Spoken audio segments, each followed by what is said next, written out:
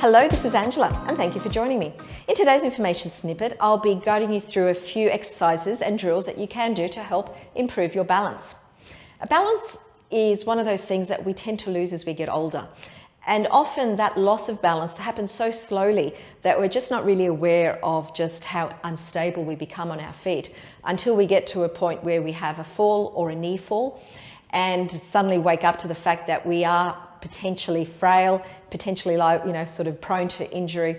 And in many people, this starts this, a downward spiral of making smaller movements, more protected movements, being less active as well, out of fear.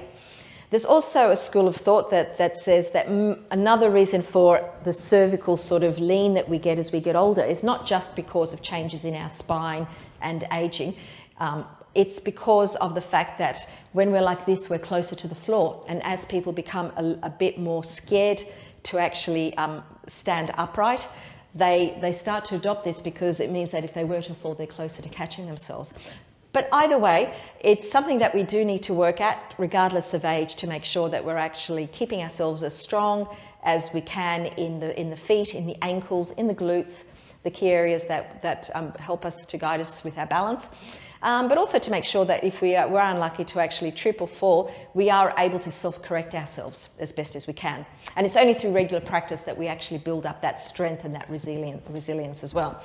So for the first drill, bring yourself down into a squat. So you're sticking your bottom back, checking that those knees, feet are hip distance apart from each other, the knees are not rolling in towards each other, and you're not sinking into the arches of your feet as you're doing these. Core is switched on. Okay, and from here, without shifting your weight over to one hip, keep the hips level, tap to the front, tap to the side, and tap to the back. Back into the starting position, and then keep going. So you're not resting at all, you're staying on that 1 foot for the full 30 seconds. And you will find that you're actually feeling this quite a bit in the supporting leg, through the glutes as well. You might also find that your ankle on that supporting leg is doing a little bit of wobbling. Let's do the other side, but that's pretty normal. And you'll find that as you do more of these, you become a bit more stable through the ankles as well. It's just practice. Now just make sure you're keeping those shoulders down and back. Core is just gently switched on. For our next drill, coming down to that squat position again, sticking that bottom back, staying in that position, and from here taking one leg to the front again, and this time we're going to do semicircles, taking it around to the back and then around to the front again. So it's just touching the floor, just skimming the floor with that big toe, or just hovering above it. Again, being very careful with this one, making sure that you're not letting that other knee roll in. Doing 30 seconds on each side, and then doing the same on the other foot. Keeping those hips nice and level as you're doing this. Like I said, if you need to, have something to hold on to, and then as you become more confident, using those hands less and less to hold on. For drill number 3, we're going to be lifting that 1 foot, taking it over as if we've got a rock or something there, over to the side, and then lifting the other leg over and following, and trying to keep yourself in a bit of a single leg stance each time. And from here, going over that imaginary rock to the other side and holding yourself there. So you're just trying to hold it in that single leg position for about a second or two each time. So you're not just using momentum to quickly go from one side to the other. And you might find, just like I did then, you may need to stabilize yourself occasionally, but with time you'll find that you just get better and better with it. To progress this, we could add a small jump to it. So as you go across, there's just that little bit of time where you're in the air and then going across to the other side. And you'll find that this is a bit more destabilizing, but with practice it becomes just a little bit better. And you also find that if you do lose your balance a little bit, you're just in a better position to restabilize yourself each time. So feeling a little bit off center is not necessarily a bad thing. It's your ability to correct that's important, she said as she touched the floor.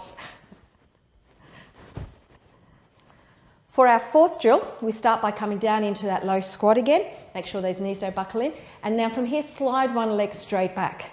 Make sure it's a little bit wider out and it's not behind the other leg. Otherwise, it's very easy to lose your balance as soon as your hips are unstable. So from that position, bending that back knee and then bringing it up into a knee lift. Stay with that one leg, taking it down to a lunge and then up to a knee lift. And keep going with that one. keeping that core gently switched on as you're doing it the whole time. And then let's do the same on the other leg, bending that back knee, bring it in. Making sure as you're doing it that you're not letting that front knee roll in. And you can just start this by tapping in and then taking it back again. And then as you get stronger with it, coming up into that knee lift. The way that we also progress this one is to bring a jump into it and then take it back again.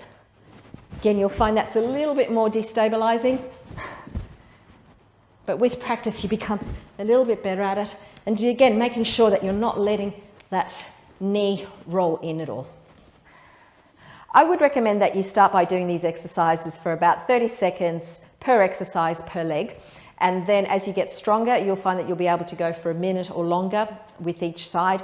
You'll also find that you're going to be less reliant on a chair or a bar to actually prop you up against. And from there, you can actually just progress to doing more challenging exercises as well. Let me know how you go in the comments below. If you haven't done so yet, please subscribe to my YouTube channel. And also, if you are interested in doing workouts like this with me online, you may also want to have a look at our Fit and Fabulous online membership, and you'll find some information on that in the information section below this. Thanks for joining me, and I'll see you next time.